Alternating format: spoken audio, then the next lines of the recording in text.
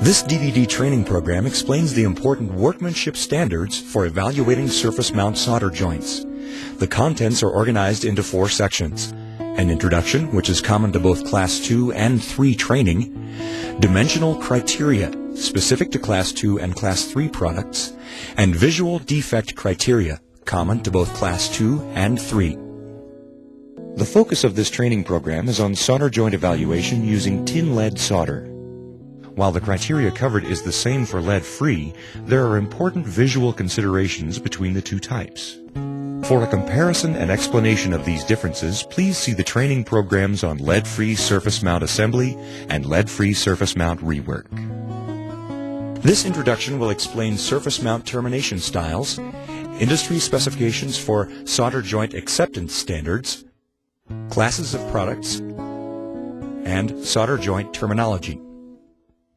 Surface mount components are designed to be placed directly onto lands that serve as connection points on the surface of a printed circuit board. In this video, we'll be focusing on the 3 most popular surface mount termination styles: chip, J-lead, and gull wing components. Let's briefly review each of these styles.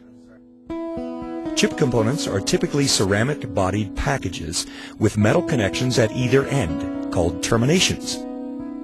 These component types include resistors, capacitors, and inductors.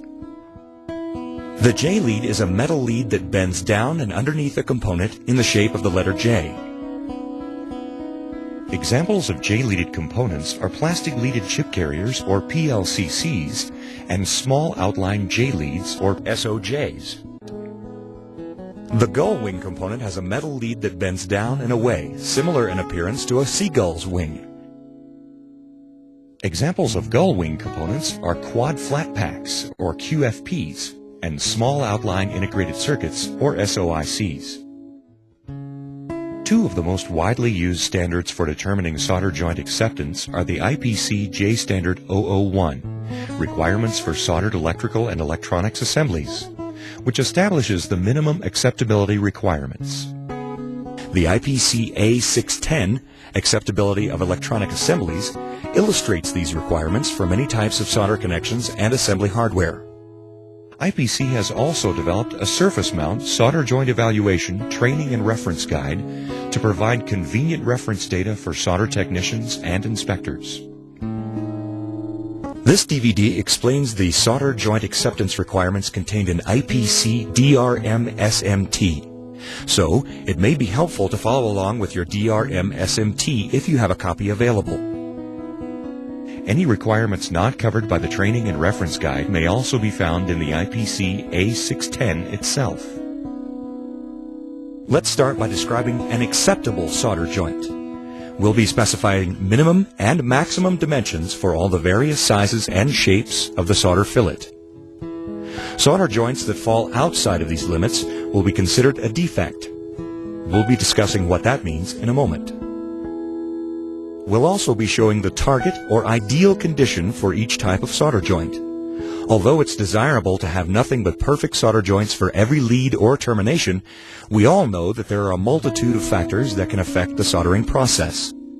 For example, environmental conditions of the soldering area or contamination of the solder or component leads can result in a less than perfect solder joint.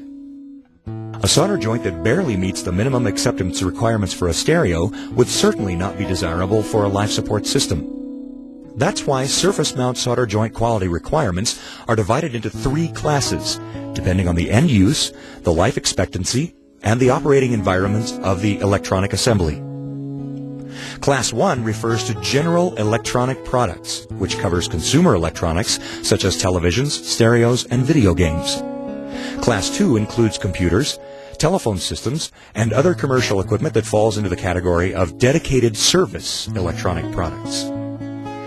The Class 3 category is for high-performance electronic products, equipment with high reliability applications such as military, aerospace, and life support systems.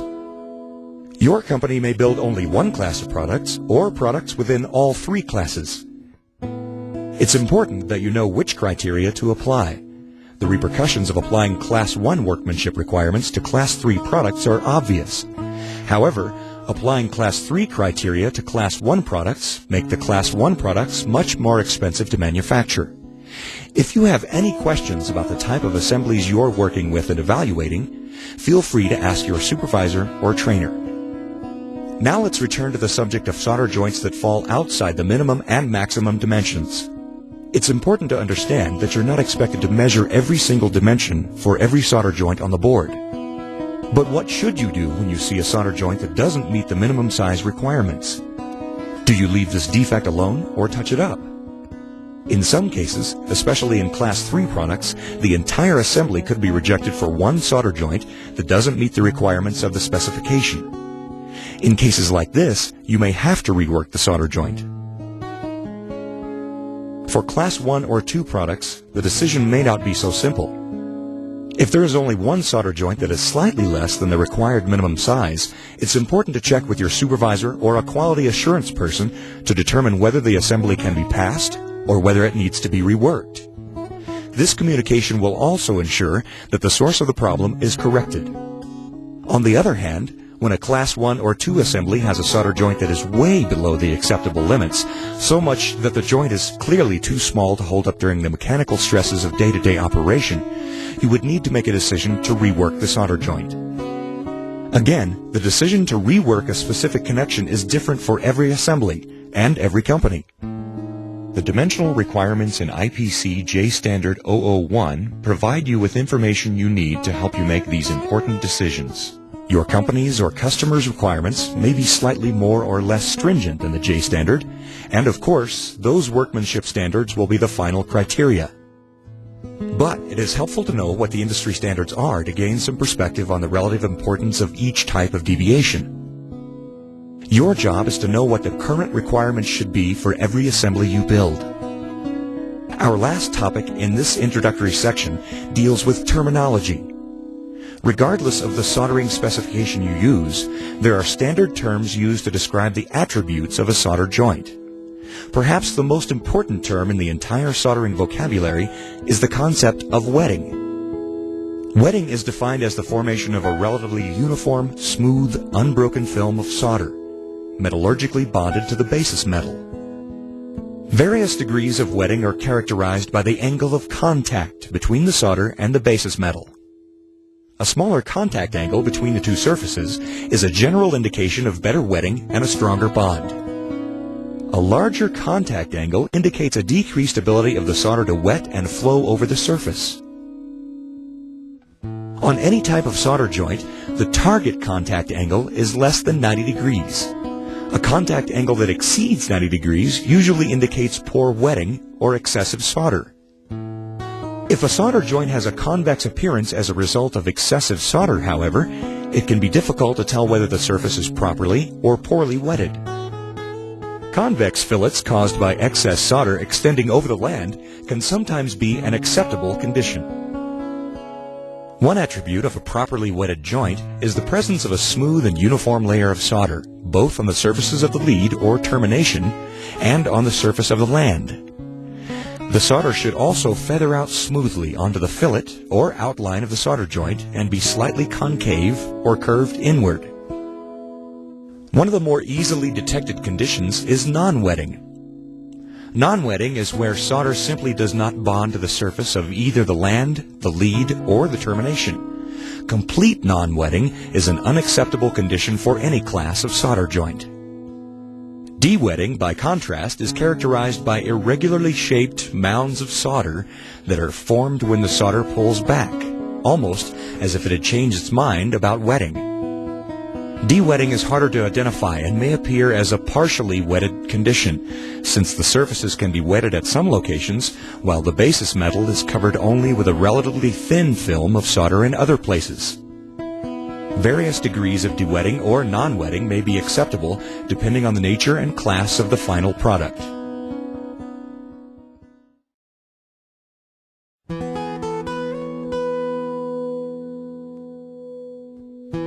Now that you've been introduced to the concept of acceptance requirements, product classes, and soldering terminology, let's examine the dimensional criteria for Class 2 surface mount solder joints. We'll start by reviewing the target condition or the ideal surface mount solder joint for rectangular chip components, J-lead components, and gull wing components. Notice how the solder feathers smoothly onto the land and up onto the lead. The solder fillet is curved inward or concave. The solder covers all of the land and the lead. The texture is smooth and shiny. The outline of the lead is visible beneath the solder. The amount of solder here is just about perfect. The following examples show the limits of component misalignment and solder joint size for chip, J-lead, and gull wing components. Solder joints that do not meet any of these minimum conditions are considered defects. In these examples, the termination or lead will be identified as dimension W, and the land identified as dimension P. The first parameter we'll look at is side overhang, or dimension A. Chip components may overhang the side of the land a maximum of 50% of the width of the component termination, or 50% of the width of the land, whichever is less. For example, if the width of the component termination is less than the width of the land, then we'll have to use half the width of the termination as our maximum guide. J-leads and gull wings can also overhang the side of the land a maximum of 1/2 the width of the lead, or 0.5 millimeters, whichever is less for gull wings.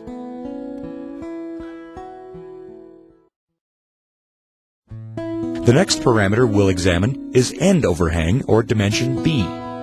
This dimension is called toe overhang for J-lead and gull wing components. For chip components, any part of the termination extending beyond the land is unacceptable. That's because you want the maximum connection with the land. This dimension is not specified for J-lead connections.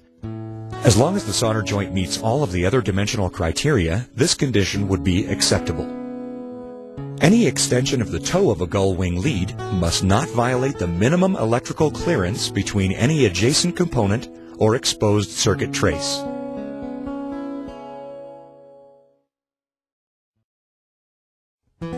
Now let's look at end joint width, or dimension C. The width of a chip component solder joint at its narrowest point must be at least half the width of the component termination, or 50% of the width of the land, whichever is less. The width of a J-lead or gull wing solder joint at the narrowest point also needs to be at least 50% of the lead width. Side joint length, or dimension D, only relates to J-lead and gull wing components. The side joint length of the J-lead solder joint at its narrowest point should be a minimum of 1 1/2 times the width of the lead. Let's look at gull wing side joint length.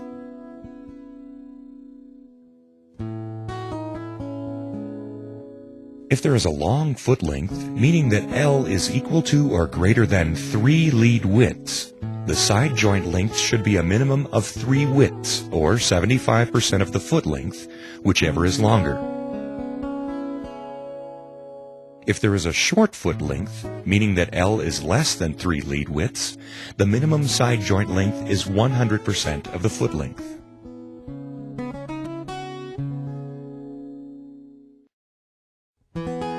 Our next parameter is fillet height, which is specified by dimensions E and F. These dimensions are called heel fillet height for J-lead and gull wing components. For chip components, the solder may overhang the land and extend onto the top of the termination, but should never touch the component body. For dimension F, the minimum fillet height is not specified. Only a properly wetted fillet must be evident. For J-leads, the solder should never extend up high enough to touch the body of the component. The heel fillet, or dimension F, should extend a minimum of half the thickness of the component lead, also referred to as